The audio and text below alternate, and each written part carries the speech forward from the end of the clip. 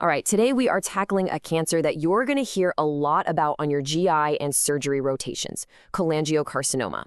Now, it might be rare, but it is incredibly lethal. And honestly, recognizing it early is one of the toughest challenges you'll face in the clinic. So let's break down the high-yield essentials you absolutely positively need to know. So here's our game plan. We'll start with the fundamentals. What even is this thing? Then we'll jump into who's at risk, how we actually figure out if a patient has it, and finally, what we can do about it. Let's dive in. First up, Section 1. What exactly is cholangiocarcinoma? Let's get a really clear definition for this challenging disease. Okay, so in simple terms, cholangiocarcinoma is a cancer of the bile duct's lining cells. We call those cholangiocytes. But here is the single most critical takeaway. Its location is everything. I mean, everything.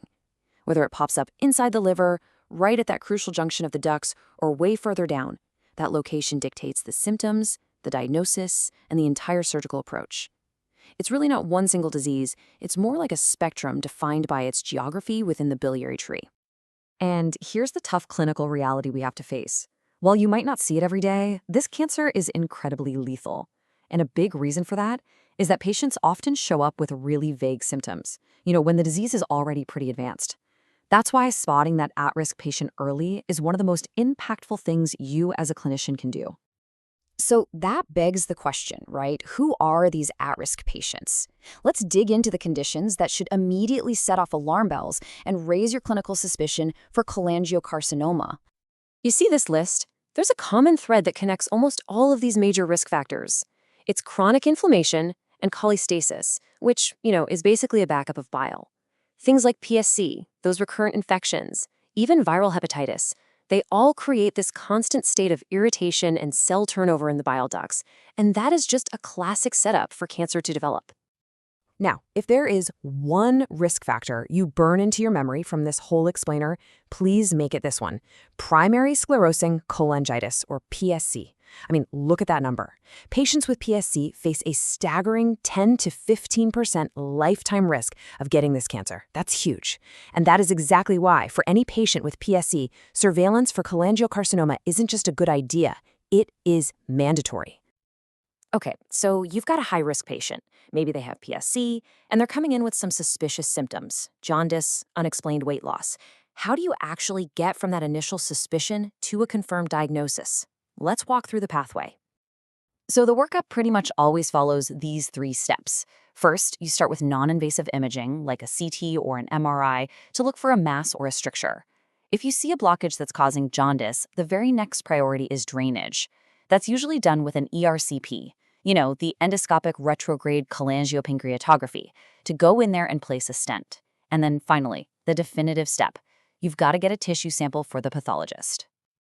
But, and this is a huge but, getting that tissue is notoriously difficult. This table shows you exactly why. Take a look at brush cytology during an ERCP.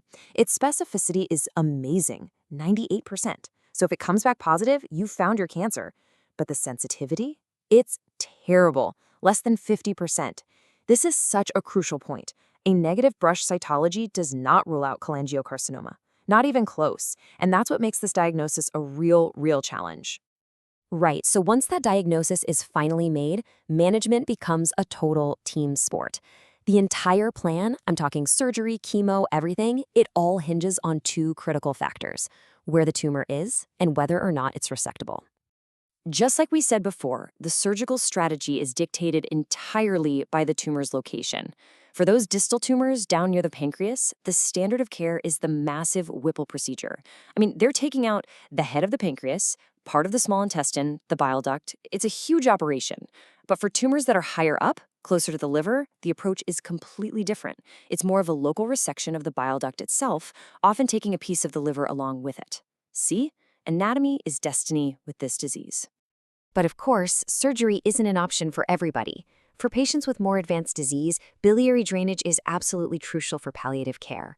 The standard chemotherapy regimen you need to know for your exams is gemcitabine and cisplatin, or GemCis. And here's something really fascinating.